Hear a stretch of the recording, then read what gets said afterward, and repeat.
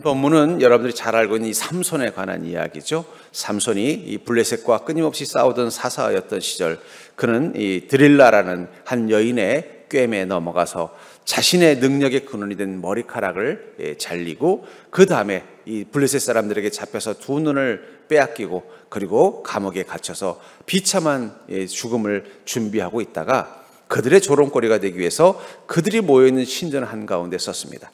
그때 하나님께서 다시 한번 그에게 권능을 허락하셔서 그 신전의 기둥을 무너뜨린과 동시에 그 신전에 모여있었던 블레셋 사람들을 다 죽인 이 내용을 통해서 저는 이 삼손이 어떤 인생인가를 한번 생각해 볼 때, 그는 두 눈을 잃고 두 손은 사슬에 매어서 블레셋 사람들의 조롱거리가 되어 있습니다. 그러나 그는 원래부터 그런 인생이 아니었죠. 그는 블레셋의 두려움의 대상이었으며 이스라엘의 자랑이었습니다. 블레셋 사람들은 삼손이라는 말만 들어도 두려움에 떨었고, 이스라엘 사람들은요 삼손에 대해서 열광하고 그를 따르고 존경했던 인물이었습니다. 그런 그가 어쩌다가 이 블레셋 사람들의 조롱거리가 되었습니까? 그것은 그가 하나님의 권능을 잃어버렸기 때문입니다. 여러분들, 그리스도인의 모든 능력은 하나님의 권능으로부터 온다는 사실을 기억하시기 바랍니다. 세상이 우리를 두려워할 때는 우리가 하나님의 권능으로 무장되어져 있을 때뿐이라는 사실을 기억하시기 바랍니다. 하나님의 권능을 잃어버리면 우리는 아무것도 아닌 거예요. 세상을 두렵게 할, 세상을 이길 어떤 것도 갖지 못한 것이 우리의 모습입니다.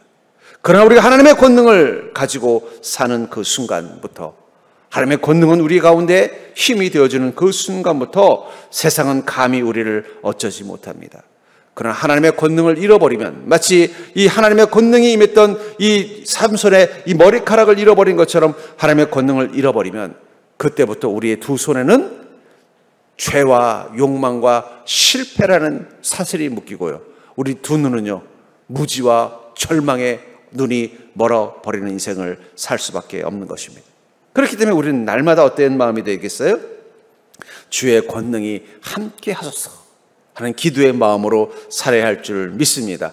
만약에 하나님께서 여러분들 꿈에 나타나셔서, 아무개야, 내가 너에게 삼손과 같은 권능을 주겠다. 단 그 권능을 위해서는 너는 머리카락을 보면 거기 흰 머리가 10가닥 있을 건데 그것을 꼭 지켜라. 그럼 여러분 아침에 일어나면 제일 먼저 뭐부터 챙기겠어요? 이 머리카락이 잘 있는가? 이거부터 챙기지 않겠냐는 거예요. 그리고는요, 이 머리카락만 나한테 있으면 하나님의 권능이 내게 임할 거라는 그 기대와 설렘을 가지고 살아가는 것처럼, 우리에게는 하나님의 권능이 임한다면 그때부터 우리의 인생 가운데는 하루하루가 설렘과 기대를 갖게 할 것입니다. 그러려면 우리에게는 이 삼손의 머리카락과 같은 그 권능의 근원이 되는, 상징이 되는 그것들이 있습니다. 그것을 우리가 유지하고 지켜나갈 때 비로소 삼손처럼 하나님의 권능을 누리는 인생을 살 수 있는 것입니다. 삼손은 잠깐 그 하나님의 권능을 잃어버렸습니다. 그 머리카락이 잘렸다는 것은 단순히 머리카락이 하나님의 권능이 임하는 곳이라는 것이 아니라 하나님의 권능을 잃어버릴 수밖에 없는 어떤 조건을 그가 갖게 됐다는 걸 뜻하는 거예요. 근데 그의 머리카락이 다시 자랐다는 건 뭘 말하는 거예요? 다시 하나님의 권능을 누릴 수 있는 어떤 모습을 회복했다는 것을 뜻하는 것입니다. 그때 그에게 다시 한번 하나님의 권능이 임했고, 그 순간 그를 묶을 수 있는 사슬은 없었으며 그의 앞길을 막는 두 눈을 멀게 하는 것은 존재하지 않았습니다. 그리고 그 권능으로 말미암아 그는 오히려 더 이전보다 살아있을 때보다 더 블레셋을 두렵게 하는 존재로 변화된 것입니다. 전 그러면서 여러분들이 삼손처럼 주님의 권능을 다시 회복하고 그 권능으로 무장된 인생이 되기를 주의 이름으로 축복합니다. 그것이 우리 인생의 사슬들을 끊을 수 있는 힘이 되는 거예요. 우리에게도 삼손의 사슬과 같은 게 있죠. 절망의 사슬, 실망의 사슬, 실패의 사슬, 우리 인생에 우리를 고통스럽고 근심되게 하는 사슬들, 때로는 그것이 내 마음에 있기도 하고 때로는 사람들 가운데 있기도 하겠죠. 명절 때 되면은요, 많은 사람들이 그 명절을 보내고 오면 어떻게 돼요? 마음에 더 외로움과 더 서운함과 더 실망감을 가지고 오는 경우들이 있대요. 그런 경우는 어떤 경우일까요? 바로 그 가족들이 나를 행복하지 못하게 만드는 사슬 같은 것입니다. 전 그러면서 여러분들이 하나님의 권능을 통해서 그 어떠한 사슬도 우리를 묶지 못하는 주님이 주시는 그 자유함과 그 평안함을 누리고 사는 인생이 될 수 있기를 주의 이름으로 간절히 축원합니다. 그렇다면 우리가 삼손처럼 주의 권능이 우리 인생의 사슬을 끊고 주님의 권능으로 살아가는 인생으로 회복되려면 우리는 어떤 믿음을 가져야 될까요? 먼저 우리가 기억해야 되는 것, 그것은 바로 거룩입니다. 여러분, 거룩은 하나님의 권능이 담기는 주머니와 같은 것입니다. 왜 우리는 거룩해야 될까요? 그것은 삼손의 그 머리카락처럼 주님의 권능이 담기는 주머니 같은 것이기 때문입니다. 사사기 13장 3절부터 5절에 보면은 여호와의 사자가 그 여인에게 나타나서 그에게 이르되 보라, 내가 본래 임신하지 못함으로 출산하지 못하였으나 이제 임신하여 아들을 낳으리니 그러므로 너는 삼가 포도주와 독주를 마시지 말며 어떤 부정한 것도 먹지 말지니라. 보라, 내가 임신하여 아들을 낳으리니 그의 머리 위에 삭도를 내지 말라. 이 아이는 태에서부터 나옴으로부터 하나님께 바쳐진 나시림이 됨이라. 그가 블레셋 사람의 손에서 이스라엘을 구원하기 시작하리라 하시니, 하면서 하나님께서 이 삼손이 태어났던 장면을 뭐라고 말하고 있어요? 임신하지 못하던 그 여인에게 하나님이 오셔서는 내가 너에게 아들을 줄 것이다 라고 말씀하시며, 그 아들에게는 내가 이 블레셋과 싸워 승리할 수 있도록 능력을 줄 거라고 약속을 합니다. 그러나 그것을 위해서 반드시 있어야 되는 게 뭐라고 말하고 있어요? 그의 머리 위에 삭도를 대지 말라. 심지어는요, 이 삼손만 그렇게 하지 말라고 한 것이 아니라 누구에게도 그렇게 하지 말라고 말하고 있어요. 4절에 너는 삼가 포도주와 독주주를 마시지 말며 어떤 부정한 것도 먹지 말지니. 삼손을 태에 베고 있는 그의 어머니에게도 거룩함을 지키라고 말씀하고 있다는 것입니다. 나실인의 삶은 바로 거룩을 위해 구별된 삶을 의미하는 것입니다. 그래서 이스라엘 민족들 중에서도 스스로 자기를 나실인으로 선포하는 사람들이 있습니다. 그 사람들의 삶에서 가장 중요한 건 뭐예요? 거룩함을 구별하는 것입니다. 여러분, 가끔 그 요즘 이스라엘 보면은요, 요즘 사람 같지 않은 이상한 복장을 한 사람들 있죠. 뭐 머리카락을 이렇게 다 따고. 그 사람들이 대부분 어떤 사람들이냐, 약간 원리주의 히브리인들인데 그들이 스스로 뭘 하는 거예요? 하나님 앞에서 거룩함을 지키겠다는 나실인의 선포를 한 사람이에요. 남들이 보기에는 이상해 보이지만 그걸 끝까지 지키는 건 무엇 때문이라는 거예요? 거룩함을 지키겠다는 마음의 결심이 있다는 거예요. 저는 그런 의미에서 어쩌면 이 삼손을 통해서 우리가 깨닫는 게 뭐예요? 하나님의 권능은 거룩함을 통해서 시작이 된다는 거예요. 하나님께서는 이 삼손을 통해서 이 블레셋 사람들에게서부터 이스라엘 민족을 구원하기 위하여 삼손에게 권능을 주시기 전에 무엇을 하라고 말하고 있어요? 삼손을 잉태하고 있는 여인에게부터 너는 거룩하라고 말하고 있으며, 그 태어난 삼손도 평생 거룩함을 지켜내라고 명령하고 있는 것입니다. 그러면서 뭐라고 말씀하고 있습니까? 그가 블레셋 사람의 손에서 이스라엘을 구원하기 시작하리라. 시작한다는 건 무엇을 말하는 거예요? 하나님의 권능이 블레셋 사람들로부터 이스라엘을 지키기 위해서 권능이 이스라엘 땅 가운데 임한다는 것을 뜻하는 것입니다. 근데 그것이 누구를 통해서 시작이 된다고 말하고 있어요? 삼손을 통해서 시작이 된다는 거예요. 어쩌면 이 삼손이라는 것은 이스라엘 민족이 하나님의 권능을 따라서 살고, 그것을 통해서 블레셋과 같은 적과 원수와 문제로부터 자신을 지켜내는 자가 되기 위해서는 삼손이 의미하는 거룩함을 회복해야 된다는 뜻이 들어있다고 생각합니다. 여러분, 우리가 복된 인생, 이스라엘의 복을 누리려면 우리 안에 무엇이 있어야 돼요? 삼손이 있어야 된다는 거예요. 거룩이라는 삼손이 있어야 된다는 거예요. 그럼 그 거룩 가운데 하나님 무엇을 부어주시는 거예요? 삼손의 힘처럼 하나님의 권능이 임하는 그 순간 우리는 이스라엘의 복을 누리는 인생으로 바뀌는 것입니다. 이 블레셋은 이스라엘 민족에게는 그들의 삶을 버겁고 힘들게 만드는 원인이었어요. 왜냐하면 이 블레셋 사람들은 이스라엘 사람들을 단순히 괴롭힐 뿐만 아니라 그들의 재산을 약탈해가고 그들의 여인과 자녀들을 데려다가 노예로 삼는 것입니다. 이스라엘 땅의 모든 고통과 아픔의 근원에는 블레셋의 이 악함이 있었다라는 거예요. 그러니까 블레셋만 하나님의 권능으로 무릎 꿇게 해도 이스라엘 땅에는 뭐가 오는 거예요? 평안이 오는 것입니다. 풍요가 오는 것입니다. 여러분, 우리 인생에 하늘의 복이 온전히 임하지 못하는 것처럼 느껴질 땐 하나님이 주시지 않는 것도 있지만 우리가 블레셋을 만나서 그럴 수도 있다는 거예요. 하나님은 여전히 이스라엘 땅, 이스라엘 민족이 가나안 땅에서 이른 비와 늦은 비를 통해서 그들이 그 땅에서 풍요롭게 살게 한 것입니다. 그들이 가물어서 고통받는 게 아니에요. 자녀가 안 생겨서 고통받는 게 아니라는 거예요. 가문 풍년이 와도 어떻게 돼요? 블레셋이 와서 다 뺏어가고, 자녀를 낳아놓으면 그 블레셋이 다 그 자녀들을 가져가서 노예로 삼아버려요. 고통의 근원이 있었다라는 거예요. 우리 인생도 마찬가지입니다. 왜 하나님, 내가 예수 믿으면 복 받는다고 하는데, 예수 믿으면 잘 산다고 하는데 왜 내 인생에 이런 문제가 있습니까? 반드시 우리 인생 가운데 무엇이 있기 때문이에요? 블레셋과 같은 것이 있기 때문이라는 거예요. 근데 그 블레셋으로부터 우리를 지키는 하나님의 구원이 시작이 되려면 누가 있어야 돼요?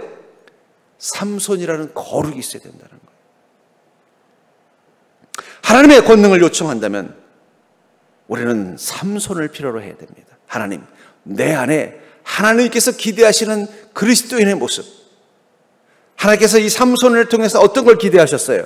그가 스스로 거룩함을 지키는 자, 머리에 삭도를 대지 않고 포도주와 독주를 마시지 않고 하나님의 나라와 영광을 위해서 블레셋과 싸울 수 있는 영적인 무장을 한 그런 그리스도인이 되기를 기대했었을 것입니다.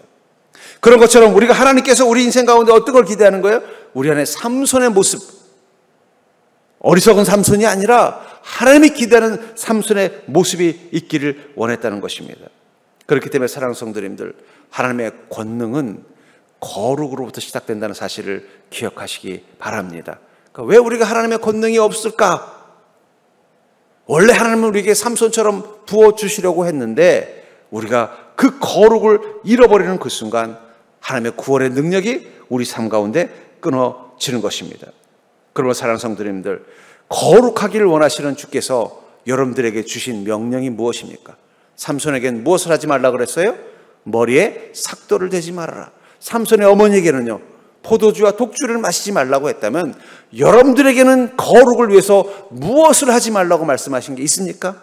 아니면 여러분들의 말씀과 감동을 통해서 내 마음 가운데 나도 삼손처럼 하나님께서 거룩을 위해서 하지 말라고 하시는 그 나실인의 모습이 무엇인지를 깨닫고 그것을 결단해 본 적은 있으십니까? 그것을 지켜내십시오. 그게 축복입니다. 저는 이 신학교 시절에 내가 주님 앞에서 거룩한 자가 되기 위해서 결코 포기하지 아니 끝까지 지켜야 된다는 습관으로 스스로 결단한 게 있습니다. 그게 바로 큐티예요. 큐티. 저는 그때부터 벌써 20대 때부터 지금까지 큐티를 계속하고 있습니다. 물론 어떨 때는 뭐 하루 이틀 빼먹을 때도 있고 바쁠 때는 뭐 2주일간 못할 때도 있지만 그래도 그 큐티를 계속 놓지 않고 있습니다. 여러분 새벽 설교 영상으로 보시죠? 다 제가 큐티한 거예요. 저는 새벽 설교 따로 준비하지 않습니다. 미리 큐티를 해요. 그 본문 가지고 큐티를 하고 그 큐티를 통해서 얻은 감동을 여러분들하고 나누기 위해서 설교화할 뿐이에요. 그러니까 여러분들 이제 새벽 설교 들을 때마다 목사님이 저렇게 생각하는 건 본인이 뭘 했다는 거예요? 큐티하는 것입니다. 저는 저의 거룩을 지키기 위해서 마치 삼손에게는 그 머리카락을 자르지 말라고 했고 삼손의 어머니에게는 독주와 포도주를 마시지 말라고 한 것처럼 저에게 거룩을 위해서 평생 가지고 있는 습관은 큐티입니다. 지금도 그것을 계속하고 있어요. 옛날에는 그래서 큐티 책 이 노트를 계속 보관했는데 결혼하고 이사하다 보니까 사라져버렸어요. 지금도 이제 저는 그래서 옛말만 되면은요 그 양지 다이어리에서 나오는 이 매일매일 한 페이지씩 기록할 수 있는 이 책이 있습니다. 양지 다이어리가 있습니다. 그걸 매년 사요. 사서 그걸 가지고 요일별로 큐티를 하는 거예요. 쫙 쌓아놓고 있습니다. 돌아보면서 내가 말씀에 묵상하고 고민했던 것들, 그게 저에게는 뭐예요? 거룩을 위한 습관이라는 거예요. 여러분들에게는 어떤 것이 있습니까? 매일매일, 아마 삼손도 매일매일 아침에 일어나면 뭐부터 했을까요? 그 머리카락을 잘 감고 잘 빗고, 그래 이게 여기서 하나님의 권능이 임하는데 내가 이걸 지켜야지. 그러니까 삼손이 그 데릴라의 이 유혹 앞에서도 마지막까지 절대로 비밀을 말했는데 그만 마지막 한 번 방심하는 바람에 그 처참한 일을 당했지 어떻습니까? 아마 삼손은 매일매일 머리카락을 곱게 또 귀하게 여겼을 거예요. 왜냐하면 그게 하나님의 권능이 임한다는 확신이 있었기 때문이라는 거예요. 그런 것처럼 여러분들에게 거룩을 위한 그 습관이 필요하다는 거예요. 나는 이것만은 내가 삼손의 머리카락처럼 내가 날마다 주님 앞에서 거룩하기 위해서 내가 이것만은 멈추지 않겠습니다. 이런 그 습관을 갖는 자가 되기를 주님 축복합니다. 거기서부터 권능이 임하는 거예요. 그냥 평소 때 그냥 마음대로 독주도 마시고 포도주도 마시고 머리카락도 뭐 지지고 볶고 자르고 다 하고 마음대로 하다가 갑자기 필요할 때 급하게 은혜 받기 위해서 막 기도하고 은혜 받는다고 해도 그것은 우리에게 하나님의 권능을 충분히 주지 못한다는 거예요. 삼손의 어머니처럼 내가 주님의 권능으로 살기 위해서 내가 날마다 주님 앞에서 이것만은 놓지 않겠습니다라고 결단하는 것 하나 정도는 가져보십시오. 그럼 그 안에 무엇이 임할까요? 권능이 임하는 거예요. 권능이. 제가 그렇게 30년 가까이 큐티를 했더니 저에게 주신 은혜가 뭐냐? 설교 준비를 쉽게 해주시는 거예요. 가끔은 또 제가 큐티 옛날에 한 걸 펼쳐보면요, 오늘 이 말씀을 주기 위해서 주님이 주시는 지혜와 경험들이 담겨 있는 걸 보면서 제가 얼마나 감사한지 몰라요. 왜냐하면 거기서부터 말씀의 권능이 저에게 임하기 때문입니다. 두 번째로, 삼손처럼 주의 권능이 우리 인생의 사슬을 끊게 하려면요, 회개를 통한 씻김으로 회복되는 권능을 경험하신다는 거예요. 여러분들, 이 거룩을 위해서는 우리에게 필요한 게 뭘까요? 회개가 필요합니다. 삼손은 그만 자신도 모르게 이 데릴라에게 하나님의 권능이 자신에게 임하는 그 머리카락의 비밀을 말하고 말았습니다. 그러자 이 데릴라가 몰래 삼손의 머리카락을 잘라버렸어요. 이 사실을 알고 블레셋 사람들은 아마 삼손의 머리를 빡빡 밀어버렸을 것입니다. 근데 시간이 지나니까 어떻게 돼요?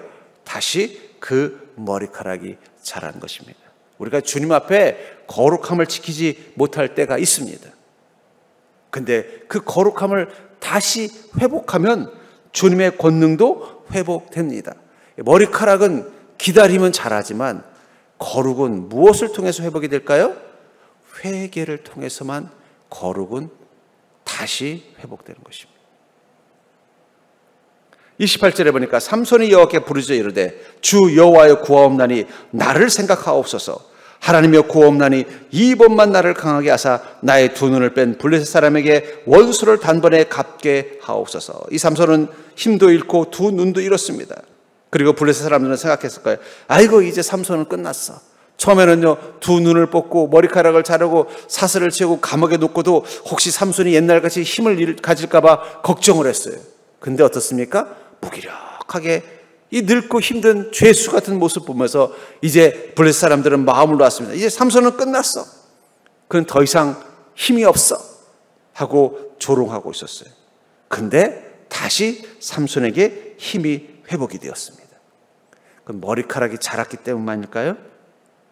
저는 삼손의 회복은 머리카락이 자라서만은 아니라고 생각합니다. 그것은 상징성일 뿐입니다. 무엇이 변한 거예요? 그의 믿음과 삶이 변한 것입니다. 하나님은 이미 오래전부터 삼손에게 실망하기 시작했어요. 왜냐하면 블레셋 사람들로부터 이스라엘 민족을 지키라고 했더니 자꾸 이 블레셋 여인에게 자꾸 눈이 가가지고는 하나님을 실망시키는 행동들을 하는 것입니다. 그리고 하나님이 그만 독주를 마시고 함부로 죄와 어리석은 행동들을 할 때마다 하나님은 한 번 더 참아주고 한 번 더 참아줬을 거예요. 어쩌면 드릴라가 이 삼손의 머리카락을 잘랐을 때 그의 힘이 빠진 건 단순히 머리카락 때문이 아니라 하나님의 그 참으심의 마지막 시간이었을지도 몰라요. 그러니까 하나님 어떻게 하세요? 거두어 가신 것입니다. 사울 왕이 하나님께서 그에게 기름을 부으시고 나서 그에게 성령의 능력을 주셨어요. 그때부터 소심하고 겁 많고 우유부단하던 사울은 용맹한 왕이 되어서 이스라엘 민족을 이끌어갈 수 있는 능력을 갖게 되었습니다. 그리고 블레셋과 싸워가면서 어떻게 돼요? 점점 왕으로서의 그 용맹함과 권위를 세워나갔어요. 그런데 그가 점점 교만해져서 하나님 앞에 범죄하니까 어느 날 갑자기 성령 하나님이 사울 왕을 떠나버립니다. 그때부터 그의 인생은 불행해지기 시작했다라고 성경은 말하고 있어요. 어쩌면 이 삼손이 이 곧 연약해져 버린 것은 머리카락 때문이 아닙니다. 그가 하나님 앞에 범죄하는 삶을 살아왔기 때문이라는 거예요. 그런데 다시 그가 힘을 회복한 것은요, 머리카락이 자랐기 때문이 아니에요. 그는 감옥 안에서 어떻게 했을까요? 두 눈을 잃고 손과 발에는 이 쇠사슬로 묶인 상태에서 조롱을 당하고 매를 맞으면서 있으면서 그는 하루도 한순간도 마음속에서 멈추지 않은 말이 있었을 것입니다. 그게 뭘까요? 주님 죄송합니다. 주님 죄송합니다. 주님 죄송합니다. 아마 이 두 눈을 잃어서 깜깜한 그 감옥에서 조롱을 당하면서 고통받으면서 비록 눈이 없었으니까 앞은 못 보이지만 마음은 마치 깜깜한 극장 안에서 영상을 보는 것처럼 선명하게 보이는 것들이 있었을 거예요. 그게 뭘까요? 하나님 앞에서 범죄하던 자신의 과거의 모습들이 보였을 거예요. 하나님이 하지 말라는 것을 행했던 죄, 하나님께서 금지한 것들을 자꾸 더 탐하는 죄, 그것들이 매일매일 머릿속에서 마치 깜깜한 극장 안에서 영화를 보는 것처럼 자신의 그 어리석은 모습들이 보일 때마다 그는 눈물을 흘리면서 하나님께 회개했을 것입니다. 제가 지금 이 비참한 삶이 된 것은 내가 하나님 앞에서 이런 어리석은 죄를 저질렀기 때문이군요. 하나님 죄송합니다. 하나님 죄송합니다. 하나님 죄송합니다. 그가 하나님께 매일매일 눈물로 회개할 때마다 잘려진 머리카락은 자라기 시작하는 거예요. 만약에 그 감옥 안에서도 삼손이 자신의 죄를 회개하지 못하고 하나님 나한테 어떻게 이럴 수 있어요? 왜 하나님 나만 이렇게 괴롭게 만듭니까? 왜 나를 하나님께 권능을 주셨다가 이 권능 때문에 이런 일을 당하게 만드십니까? 원망만 하고 있었다면 어쩌면 그 머리카락은 안 자랐을지도 몰라요. 그러나 그는 철저히 그 절망의 어둠 속에서 매일매일 자신이 지금까지 하나님 앞에서 범죄했던 것들을 하나씩 떠올리면서 하나님 죄송합니다. 하나님 죄송합니다. 회개를 다한 것입니다. 그러자 갑자기 멈췄던 머리카락이 다시 자란 거예요. 그에게서 자란 건 머리카락이 아니라 하나님의 권능이었던 것입니다.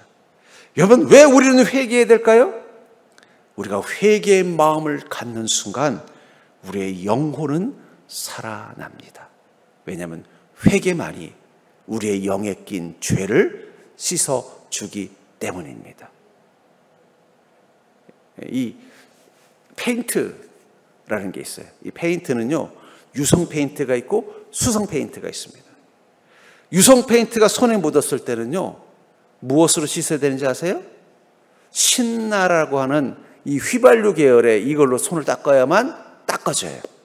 수성 페인트는요, 물로 닦아야 됩니다. 그러니까 수성 페인트가 묻었는데 신나로 닦으면 안 닦여요. 유성 페인트가 묻었는데 그걸 물로 닦으면 잘 안 닦입니다. 그래서 이 유성 페인트가 묻은 손은요, 신나로 닦아야 돼요. 저는 공병대에서 이제 페인트 일도 해봤으니까 알아요. 수성 페인트일 때는요, 그 따뜻한 물에다가 비누칠해서 빡빡 문질러야 닦여 나가는 것입니다. 우리 영혼에 낀 죄는 오직 회개로만 씻길 수 있다는 걸 기억하시기 바랍니다. 왜 자꾸 회개하라고 하느냐? 요즘 같은 시절에 뭐 이렇게 죄책감을 느끼게 하십니까? 여러분, 세상은요 뭐라고 말해요? 괜찮다, 다 그렇다, 너만 그런 거 아니야, 그럴 수 있지. 그게 그 마음의 고통과 슬픔과 절망은 달래줄 수 있어도 그 마음에 낀 죄는 절대 씻기지 않는 거예요. 그러니까 세상 사람들이 말하는 위로는요, 마음의 근심, 마음의 두려움, 마음의 슬픔은 조금 씻어져요. 그러나 죄는 안 씻긴다. 그러니까 어떻게 돼요? 괜찮다, 소리 듣고 나가서 또 실패하는 거예요. 이해한다, 소리 듣고 나가서 또 좌절하는 거예요. 왜냐하면 안 씻겼으니까. 죄는 회개를 통해서만 씻기는 거예요. 근데 여러분들, 우리 심령의 죄가 씻겨야만 우린 거룩을 회복할 수 있습니다. 거룩을 회복한 자만이 하나님의 권능을 다시 회복할 수 있는 거예요. 그렇기 때문에 여러분들, 위로를 통해서, 사랑을 통해서 마음의 힘을 가진 그 마음만 가지고는 세상을 살아서는요, 하나님의 권능은 못 경험합니다. 여러분, 목사가 맨날 위로해주는 말씀만 은혜 받으면요, 여러분들 마음의 위로는 받아도 죄는 안 씻겨요. 여러분, 좀 꾸짖는 설교를 좀 사모하는 자가 되기를 주로 축복합니다. 제가 이렇게 보면요, 여러분들 복 받습니다, 기쁜 일도 있습니다 하면요, 은혜 받았다는 성도들도 많고 죄수도 많아요. 근데 막 죄에 관한 설교, 회개에 관한 설교하면 벌써 표정들이 목사님 오늘 왜 이렇게 설교하기나 똑같은데도 조회수도 떨어져요. 근데 중요한 건 여러분들, 마음의 죄는 회개라는 신나를 통해서만 닦아진다는 거예요. 위로라는 물 가지고는 절대 안 닦아져요. 회개를 통해서만 닦이는 거예요. 그리고 죄가 깨끗이 씻겨진 심령에만 하나님의 권능이 임하는 것입니다. 그래서 회개해야 된다는 거예요. 회개. 우리 마음을 힘들게 하려, 아이고 사는 것도 힘들어 죽겠는데 내가 죄까지 느끼면서 살아야 되겠습니까? 그 죄를 씻어내야 하나님의 권능이 임하고, 하나님의 권능이 임해야 이 힘든 세상을 삼손 같은 힘으로 살아가죠. 그리스도인은 삼손 같은 힘이 필요해요. 그 힘은 하나님이 주시는 권능입니다. 마태복음 11장 20절부터 22절에 보니까 예수께서 권능을 가장 많이 행하신 고을들이 회개하지 아니하므로 그때에 책망하시되, 예수님께서 많은 권능을 행하신 이 가버나움과 같은 동네가 있었던 것 같아요. 근데 어떻습니까? 그들이 그 권능을 경험한데도 회개를 안 하더라는 거예요. 하고 맨날 뭐라는 거예요? 주님, 우리 아이 병도 좀 낫게 해주시고 우리 가족의 이 문제도 해결해 주십시오. 계속 권능만 요구하더라는 거예요. 주께서 실망하셔서 책망하시되 화 있을 진저 고라시나, 화 있을 진저 벳세다야, 아마 고라신과 벳세다를 말하는 것 같아요. 너에게 행한 모든 권능을 두로와 시돈에서 행하였더라면, 이 두로와 시돈은 가장 악한 땅이라고 불렸던 그 당시 때 이방의 땅입니다. 그들이 벌써 베옷을 입고 제에 앉아 회개하였으리라. 그들에게 내가 권능을 행했다면 그들은 자신의 죄를 깨닫고 회개했을 거라는 거예요. 내가 너에게 이르노니 심판날에 두로와 시돈이 너희보다 견디기 쉬우리라. 주께서 그렇게 권능을 주었는데도 어땠다는 거예요? 이스라엘 땅에 있는 이 고라신과 벳세다라는 이스라엘 땅 사람들은 회개할 생각을 하지 않고 더 죄의 때를 묻히면서 하나님께 더 권능만 달라고 요구를 하더라는 거예요.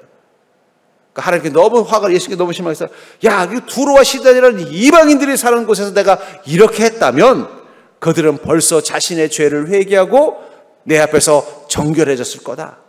내가 분명히 말하지만 심판의 날 너희들은 그 두로와 시돈보다 더 그 하나님의 심판으로 인해서 고통받을 것이다.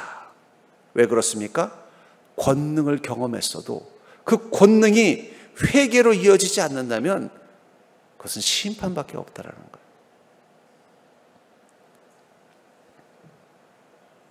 계시록 2장 5절에 보니까 그러므로 어디서 떨어졌는지를 생각하고 회개하여 처음 행위를 가지라. 만일 그리하지 아니하고 회개하지 아니하면 내가 내게 가서 내 촛대를 그 자리에서 옮기리라. 여러분, 촛대라는 것은 하나님의 구원, 하나님의 권능을 상징하는 것입니다. 그것을 어떻게 한다는 거예요? 옮겨버린다는 거예요. 우리 가운데 없게 한다는 거예요. 근데 무엇 때문에 그렇다는 거예요? 회개하지 않으면 그렇다는 거예요. 회개하여 처음 행위를 가지라. 여러분, 구원의 기쁨, 구원의 은혜는 회개로부터 시작되지 않았습니까?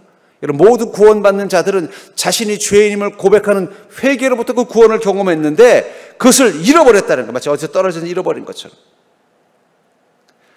회개는 우리가 처음 주님 앞에 섰을 때 우리가 갖는 믿음의 행위입니다. 그 순간 우리 안에 순전한 믿음이 생겼고 그 순전한 믿음은 우리에게 구원의 촛대를 하나님께서 선물로 주신 것입니다. 그 구원의 촛대에 불이 들어오면요, 그 불을 통해 하나님의 권능이 우리를 감싸는 은혜를 누리게 됐다는 거예요. 근데 만약에 그 처음 행위, 하나님 앞에 회개했던 그 믿음의 행위를 다시 찾아내지 않으면 어떻게 된다는 거예요? 그 촛대를 옮긴다는 건 더 이상 너희 인생 가운데 구원의 빛도 권능의 빛도 임하지 않게 된다라고 말하면서 뭐라고 말해요? 어디에 떨어진지 생각하라. 그 회개하던 마음을 잃어버린 것을 말하는 것입니다. 어떻습니까? 여러분들은 그 회개의 마음을 가지고 살고 계시나요? 여러분, 우리는 살면서 삼손처럼 죄로 우리를 다시 오염시킬 수 있습니다. 어리석은 생각도 할 수 있고 어리석은 판단도 할 수 있고 어리석은 말도 할 수 있고 어리석은 행동도 할 수 있습니다. 근데 중요한 건 뭐예요? 그것을 회개로 내어놓는 게 필요하다는 거예요. 하나님, 제가 주님 앞에서 죄인이라고 고백했는데 어느 순간 그 마음을 잃어버리고 이제는 뻔뻔한 마음 가지고 왜 주님 나에게 권능을 안 주세요? 왜 내 인생을 은혜를 주지 않으세요? 원망만 하고 있네요. 그럼 주님 뭐라고 말씀하시는 거예요? 네가 정말 나의 은혜를 누리기를 원한다면 네가 잃어버린 그 회개부터 찾아오라는 거예요. 그럼 내가 다시 한번 너의 인생 가운데 그 구원이라는 촛대를 줄 것이고 그 촛대 위에 권능이라는 불을 켜주겠다라고 말씀하고 있는 것입니다. 그러나 사랑하는 성도님들, 회개는 늘 우리가 마음에 품고 살아야 되는 가장 중요한 믿음의 기초라는 사실을 기억하는 자 되기를 주의 이름으로 축복합니다. 잃어버리면 안 되는 거예요. 다시 주워서 찾아서 그것을 가지고 사셔야 된다는 거예요. 그럴 때 회개를 통해서 우리의 영혼이 씻겨지면은요, 다시 마치 머리카락이 자란 삼손처럼 주님의 권능이 우리 삶 속에 다시 나타나는 것을 경험하게 될 줄 믿습니다. 그러니까 여러분, 내가 인생 가운데 하나님의 그 권능이 자꾸 사라지고 있다. 그럼 뭘 하면 된다고요? 회개의 자리에 들어가시면 돼요. 근데 여러분, 그걸 마귀가 알기 때문에 어떻게 하는 줄 아세요? 우리가 죄에 빠질 때 깡통에 개구리를 넣고 데피는 것처럼 서서히 죄에 빠져서 자신이 죄 가운데 있다는 걸 인지하지 못하게 만드는 게, 마귀는요, 전략이 뭐냐? 우리가 죄를 짓 때 죄인 것을 모르게 하는 전략을 쓴다는 거예요. 그래 어떻게 돼요? 왜 이상하다. 왜 요즘은 내가 이렇게 하나님의 은혜가 떨어졌지? 이상하다. 요즘 마음속에 말씀을 들어도 감동이 없지? 왜 요즘 이상하다. 왜 찬양을 들어도 내가 그 찬양의 기쁨이 없지? 이상하다. 왜 요즘은 자꾸 교회 가는 게 무겁고 힘들지? 왜 나는 주님의 말씀이 자꾸 불편하지? 이상하다. 마치 개구리가 깡통 속에서 문 나가고 허우적거리고 있는데 이상하다. 왜 자꾸 몸이 굳어져 가고 있지? 왜 자꾸 졸음이 쏟아지고 있지? 왜 자꾸 어디서 닭다리 익는 냄새가 나지? 그러면서 죽어가는 것처럼 말이에요. 마귀는 우리가 죄를 인지하면은 화들짝 놀라가지고 회개할까봐 서서히 죄를 느끼지 못하게 서서히 우리를 죄로 오염시키는 존재예요. 거기서부터 우리를 지키려면 어떻게 돼요? 깨어 있어야 되는 거예요. 그래, 나는 이 서서히 올라가면은 그 온도를 감지 못하는 개구리 같다 그러면 몸에다 뭘 들고 다니면 돼요? 온도계 들고 다니면 되잖아요. 근데 물속에 물이 감싸 25도가 아니라 75도네? 그러면 어떻게 이제 벗어나려고 발버둥 쳐야죠. 마찬가지라는 것입니다. 여러분, 우리가 생각하기에 내가 그래도 말씀도 알고 믿음도 알면은 나는 죄를 안 짓게. 아니에요. 죄는, 마귀는 서서히. 여러분, 아담과 하와를 죄인 되게 만들 때 뱀이 그냥 처음부터 와가지고 그냥 겁박하면서 그가 죄 짓겠어요? 처음에는 와가지고, 야, 하와, 너는 어쩌면 저렇게 멋진 남자랑 사랑을 빠지니 좋겠다. 아담, 너는 어쩌면 저렇게 멋진 여자랑 사니 좋겠다. 그러면서, 야, 너 아담 보니까 너 너무 잘생겼다. 하와, 너 보니까 너무 잘생겼다. 야, 여기 보니까 애들 눈속에 너무 멋있다. 야, 너희들은 정말 행복하겠다. 이렇게 하면서, 근데 말이야, 궁금한 게 있는데 말이야, 왜 그 에덴 동산의 가운데 있는 열매를 안 먹어? 궁금해서 물어보는 거야. 이렇게 시작한다니까요. 그럼 서서히 죄 앞에 하나님의 불순종하게 만드는 게, 이게 마귀가 쓰는 전략이에요. 그러므로 어디에 떨어졌는지 생각하라는 말은 뭐예요? 우리도 모르게 잃어버린 것처럼 회개의 마음을 잃어버렸다면 그걸 찾는 의지가 필요한 것입니다. 잃어버리지 않으려고 노력하는 마음이 있어야 된다는 거예요. 제가 어릴 적에 보니까 제 여동생이 목에다가 이렇게 동전 지갑을 메고 다니는데, 이 추석이나 이런 명절 되면은 이제 이 삼촌들이나 고모들이 용돈 주면 어떻게 돼요? 그걸 가지고 있으면요, 자꾸 저랑 제 동생이 유혹을 합니다. 그거 가져가서 뭐 사 먹자 그러면 안 돼 그래. 그래서 가끔씩 밤에 이렇게 싹 가져가는 못된 형제가 있습니다. 그런 걸 몇 번 당하고 나면 어떻게 돼요? 잘 때도 꼭 쥐고 자는 거예요. 마찬가지입니다. 우리의 영혼을 더럽히는 게 마귀의 목적이에요. 그러니까 우리는 어떻게 해야 돼요? 늘 그걸 잃어버리지 않으려고 깨어 있어야 돼요. 그게 바로 어디서 떨어진지 생각하라는 거예요. 이렇게 우리가 회개의 영성으로 우리를 거룩하게 하려고 끊임없이 노력할 때, 그 회개를 넘어서 순종의 자리로 우리를 이끌게 합니다. 그리고 순종의 자리에 임하는 그 순간 하나님의 권능은 이전보다 더 크고 강력한 권능으로 우리 가운데 임한다는 사실을 믿으시기 바랍니다. 본문 30절에 보니까 삼손이 이르되 블레셋 사람과 함께 죽기를 원하노라 하고 힘을 다하여 몸을 굽히매 그 집이 곧 무너져 그 안에 있는 모든 방백들과 온 백성에게 덮이니 삼손이 죽을 때 죽인 자가 살았을 때 죽인 자보다 더욱 많았더라. 여기 보니까 삼손이 이르되 블레셋 사람과 함께 죽기를 원하노라. 왜 그런 말을 했을까요? 저는 복수심 때문이라고 저는 생각하지 않습니다. 그는 이 절망의 어둠 속에서 자신을 왜 하나님께서 이 땅 가운데 존재하게 하셨는지, 왜 다시 나와 함께 가셨고 내 인생 가운데 권능이 되어준지를 깨달았습니다. 사사기 13장 5절에 보니까 이 삼손의 어머니에게 하나님이 나타나셔서 보라, 내가 임신하여 아들을 낳으리니 그의 머리 위에 삭도를 대지 말라. 이 아이는 태에서부터 나옴으로부터 하나님께 바쳐진 나시린이 됨이라. 그가 블레셋 사람의 손에서 이스라엘을 구원하기 시작하리라 하시니. 아마 삼손이 태어나서 엄마의 말을 알아들 때부터 엄마는 그 어린 삼손을 품에 안고 뭐라고 말했을까요? 삼손아, 삼손아, 너는 그냥 태어난 게 아니라 하나님께서 태어나게 하셨는데, 그때 하나님께서 너를 태어나게 하시면서 이렇게 말씀하셔서, 이 삼손은 우리 어렵고 힘든, 이 블레셋 때문에 괴롭고 힘든 우리 이스라엘을 구원하기 위해서 블레셋과 싸우는 용사로 너를 세우셨다고 말씀하셨어.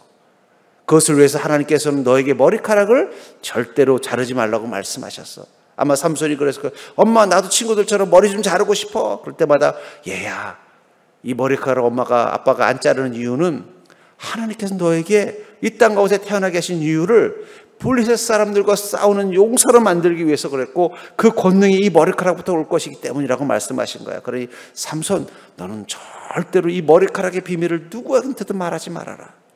그리고 꼭 기억하렴, 이 머리카락을 볼 때마다 하나님이 나를 이곳에 왜 태어나게 하셨는지, 나에게 왜 이 권능을 주셨는지 꼭 기억하고 살거라. 아마 엄마는 끊임없이 누누이 그 말을 했을 거예요. 근데 지금 머리가 컸다고 그거 잊어버리고 어떻게 된 거예요? 함부로 살다가 이 비참한 일을 겪고 나서야, 그때서야 엄마가 했던 그 말이 떠올랐던 거예요. 그래, 하나님께서 나에게 이런 권능을 주셨던 것은 내가 블레셋과 싸우는 자가 되게 하시기 위해서였는데, 고통받는 이스라엘을 위해서 블레셋과 싸우는 자가 되게 하시기 위해서였는데, 나는 그 힘 가지고 내 멋대로 나의 영광과 나의 만족을 위해서 쓰다가 이 고통스러운 결말을 맞았구나. 괴로워하면서 자신이 왜 자신을 하나님 부르셨는지 그 사실을 다시 한번 상기했을 것입니다. 여러분, 사명이라는 건 나를 부르신 주님의 목적이 무엇인지를 다시 회복하는 게 사명입니다. 그 사명감이라는 건 뭘까요? 그 목적을 기억하며 사는 게 사명감이에요. 하나님은 여러분들을 그냥 부르신 게 아니라 삼손처럼 부르셨습니다. 왜 여러분들을 부르셔서 거룩하라고 말씀하시느냐? 그 거룩을 통해서 하나님의 권능을 가지고 해야 할 일들이 있기 때문이라는 거예요. 그 일을 하게 하시기 위해서 나를 부르셨다는 마음 갖는 것, 인생의 목적이 하나님으로부터 나온다는 것을 깨닫는 게 바로 사명감입니다.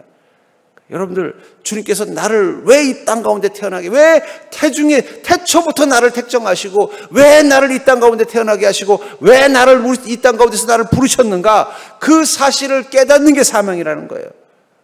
바울도 그것을 모르고 살았어요. 그러니까 자신의 야망과 욕망을 위해서 살다가 다메섹 위에서 하나님의 음성을 듣고, 그때서야 자신을 왜 이 땅 가운데 존재하게 하셨는지의 뜻은, 그 하나님의 뜻을 알게 된 거예요. 그게 뭐예요? 이방 나라에게 복음 전하게 하시기 위해서 나를 부르셨구나. 자신이 이 땅에 존재하는 목적을 깨닫고 나니까 그때부터 그의 삶은 어디에 집중했어요? 이방인들에게 복음 전하는 일을 위해서 모든 시간과 에너지를 다 쏟는 인생으로 바뀐 것입니다. 그게 사명입니다. 반대로 죄는 뭘까요? 죄가 우리 가운데 가득하면요, 욕망이 올라옵니다. 욕망은 주님의 부르심의 목적이 아니라 내 마음의 쾌락과 만족을 위해서 내 삶을 쓰고자 하는 충동입니다. 무지가 올라옵니다. 하나님의 뜻은 분별되지 않고 어리석은 것이 자꾸 눈에 들어오는 것입니다. 헛됨이 끌리는 거예요. 인생의 가치가 아니라 헛됨에 끌리고, 결국 왜 죄가 무섭냐? 죄는 우리가 주님이 우리를 부르신 목적을 잃어버리게 만드는 게 죄의 힘이라는 거예요. 그러나 우리가 다시 한번 거룩해지고 정결해지면 우린 주님이 나를 부르신 목적이 다시 한번 깨달아지는 거, 확실히 생기는 거예요. 아마 처음에 이 삼손도 이 블레셋 사람들의 감옥에서 눈을 잃고 감옥에 사슬에 채워져서 고통받고 있을 때 처음에는 왜 나에게 이런 일이 났는가 하는 질문을 던졌을 거예요. 때로는 하나님께 좀 원망하는 마음도 있었을 거예요. 그러나 자신의 죄 때문에 걸 깨닫고 하나님께 회개하고 나니까 무엇이 보이기 시작한 거예요? 어릴 적에 엄마가 자신에게 하던 말씀, 얘야, 하나님이 너를 이 땅 가운데 태어나게 하시고 너에게 이런 권능을 주신 것은 네가 이스라엘 대신해서 블레셋과 싸우게 하시기 위해서야. 근데 어느 날 갑자기 블레셋 군인이 자기를 끌고 나가는 거예요. 그래서 어디로 끌고 가나 봤더니 그들이 모여있는 그 신전의 한가운데 기둥 위로 보내는 거예요. 그 순간 삼손은 깨달았습니다. 하나님이 내게 이 땅 가운데 부르신 목적, 그것을 행할 수 있는 마지막 기회를 줬구나. 나는 이 땅 가운데서 이스라엘 민족들을 지키게 하시기 위해서, 이 블레셋으로부터 지키게 하시기 위해서 나를 부르셨는데 이제 내가 마지막 그 사명을 감당할 수 있는 기회를 주셨구나. 감사합니다 하면서 자기를 이끌던 소년에게 이 선전의 가장 중요한 기둥이 있는 곳으로 나를 좀 인도해달라고 요청을 합니다. 블레셋 사람들은 앞을 못 보고 더듬거리는 삼손을 조롱하고 있을 때 삼손은 그 더듬거리는 손으로 무엇을 찾고 있었어요? 자신의 사명을 마지막으로 완수할 수 있는 기둥을 찾은 거예요. 그리고요, 그 기둥을 꽉 붙잡고 외친 것입니다. 하나님, 나의 이 죽음으로 내게 맡겨진 사명을 감당하게 하소서. 그 순간 삼손에게 하나님의 그 강렬한 힘이 임했어요. 이전에 두 눈이 멀쩡할 때, 머리카락을 멋지게 휘날릴 때도 이 정도 힘은 없었어요. 낙이 턱 가지고 수천 명 죽이는 정도면 됐지만 이 엄청난 신전을 무너뜨리고 이 많은 사람들을, 이 블레셋 사람들을 죽일 수 있는 힘은 없었어요. 근데 그가 자신을 부르신 목적을 다시 한번 깨닫고 하나님 앞에서 선포하면서 내가 그 마지막 사명을 감당할 수 있는 기회를 주시옵소서라고 외치는 그 순간 하나님의 힘이 그에게 그 이전보다 몇십 배, 몇백 배, 몇천 배 강력하게 임하니까 그 단단한 신전의 기둥을 무너뜨리고 그들을 쓰러뜨린 거예요. 여러분, 그 신전을, 이 기둥이 엄청나게 크고 무거운 돌인데 그게 그냥 쓰러졌겠습니까? 하나님의 힘이 강력하게 임한 거예요. 여러분들, 우리가 회개하면은요, 그다음부터 우리를 부르신 목적, 그것이 분명하게 떠오릅니다. 떠오르니까 어떻게 돼요? 순종하는 그 순간, 그 순종 가운데 강력한 능력이 임하는 거예요. 순종하는 자에게 하나님의 권능이 임합니다. 제가 부산에 예람워십이라는 찬양팀이 있어요. 근데 제가 그 찬양팀에 대해서 집중하는 게 뭐냐면, 그 태생이 보니까 한 젊은 찬양을 잘하는 전사님이 한 부산의 교회에 부임한 거예요. 가서 이제 이 학생부, 청년부를 담당하면서 우리 찬양팀을 만들자. 근데 이제 말들을 안 듣고 다 떠나버린 거예요. 그리고 2명 남았대요. 한 명은 성대 결절이 있어가지고 이 목소리가 이상하게 나오는 한 명과, 또 한 명은 이 키보드를 이제 배운 지 5개월밖에 안 된 그 둘을 가지고 예람워십을 시작했다는 거예요. 왜 그 일을 했을까요? 제가 사역자라면 찬양할 애들도 없고, 한 명은 성대 결절이 있는데 하면서 찬양하는 여학생 하나 하고, 이제 키보드 배운 지 5개월밖에 안 된 그 학생 둘 데리고 하라고 하면 재미가 없고 흥이 안 나서 어떻게 해. 내가 이것만 하는 것도 아니고 학생부, 청년부 사역자인데 이것도 해야 되니까 대충 니들끼리 해라 하면서 안 했을 거예요. 근데 그 전사님 마음 가운데 어떤 명령이 있었던 거예요? 하나님께서 그들을 통해서 영광 받기를 원하신다는 걸 깨달은 거예요. 그래서 그들을 붙잡고 시작했습니다. 그때 성대 결절을 해서 이상한 목소리를 냈던 그 여학생이 지금 예람워십의 메인 싱어래요. 키보드 배운 지 5개월밖에 안 된 그 자매가 예람워십의 메인 키보드. 그리고 그 예람워십은 수년 내에 엄청난 이 영향력이 있는 찬양팀으로 성장한 거예요. 하나님의 권능이 크게 임한 것입니다. 여러분들, 우리가 왜 하나님이 우리를 부르신 목적에 집중해야 되느냐? 우리가 그 부르심에 집중하는 그 순간 하나님의 그 부르심에 합당한 삶을 살 수 있도록 우리 인생 가운데 권능이 되어주는 거예요. 그게 바로 권능을 누리는 비결입니다. 근데 그 부르심 앞에 집중하지 않고 자꾸 딴 데 정신을 팔면 어떻게 돼요? 그 권능은 우리 가운데 나타나지 않아요. 사명은 우리의 부름받은 목적, 사명감은 그것을 기억하며 사는 것입니다. 그래서 예레미야서 42장 6절에 보니까 우리가 당신을 우리 하나님 여호와께 보내면 그의 목소리가 우리에게 좋든지 좋지 않든지 막론하고 순종하려 함이라. 우리가 우리 하나님 여호와의 목소리를 순종하면 우리에게 복이 있으리라. 주님께서 하신 그 말씀이 나에게 기쁨이 되든 부담이 되든 어떤 것이든 저는 순종하겠습니다. 왜냐하면 저는 믿습니다. 주님의 목소리에 순종하면 우리에게 복이 있음을 믿습니다.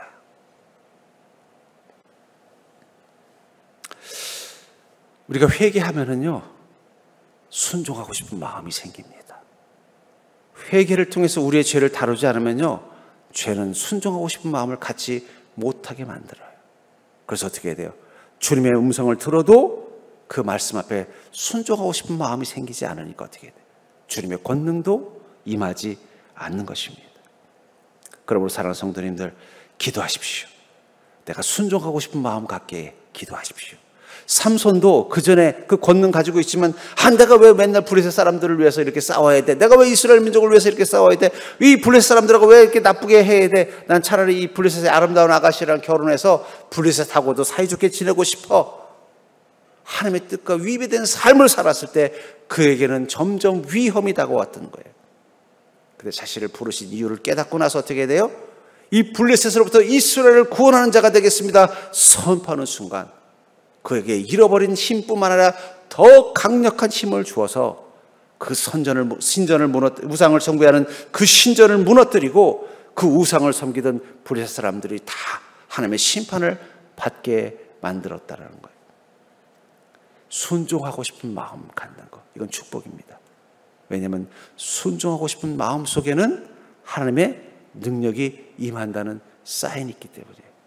저도 그걸 느낄 때가 있어요. 어떤 교회 사역이나 그걸 위해서 기도할 때 보면 막 내 안에 그 일에 순종하고 싶은 마음이 막 생길 때가 있어요. 그럼 제 마음속으로 생각합니다. 이건 분명히 하나님의 권능이 임할 거야. 근데 내가 순종하고 싶은 마음이 없잖아요. 그 일도 행하지도 않을 뿐만 아니라 억지로 하면은 권능도 안 나타나더라. 근데 언제 순종하고 싶은 마음이 생깁니까? 내 영혼이 정결해야만 순종하고 싶은 마음도 생기는 거예요. 하나님의 권능에 감싸는 인생의 기쁨을 누리는 것, 저는 그게 그리스도인의 복이라고 생각합니다. 삼손은 이 두 가지 인생을 살았어요. 하나님의 권능에 감싸는 인생과 하나님의 권능을 잃어버린 인생. 그것을 통해 삼손은 깨달은 것입니다. 내 인생에 가장 행복하고 가장 자신 있고 가장 내가 인생의 가치를 느꼈던 시간은 바로 하나님의 권능이 나를 둘러싸고 있었던 시간이라는 것을 말입니다. 우리는 어쩌면 이 삼손처럼 인생의 문제라는 사슬에 묶여서 우리 삶에 지치고 힘들고 낙심하고 절망하고 있다면, 지금 우리에게 필요한 삼손의 머리카락은 무엇일까요? 그것은 주님 앞에 거룩해지는 믿음을 회복하는 것입니다. 회개를 통해서 우리를 깨끗게 하는 믿음을 회복하는 것입니다. 그 깨끗해진 믿음 가운데 주시는 주님의 음성 앞에 순종하고 싶은 사명감을 회복하는 그 순간, 우리는 다시 한번 하나님의 권능이 우리를 둘러싸고 있는 그 놀라운 기쁨과 놀라운 은혜를 누리게 되는 줄 믿으시기 바랍니다. 하나님은 지금도 여러분들의 삶 가운데 권능의 하나님으로 함께하기를 원하고 계십니다. 그것을 위해서 여러분들이 삼손처럼 다시 그 머리카락이 자란 삼손처럼 주님 앞에서 정결함을 회복하는 믿음 되기를 주의 이름으로 간절히 축복합니다.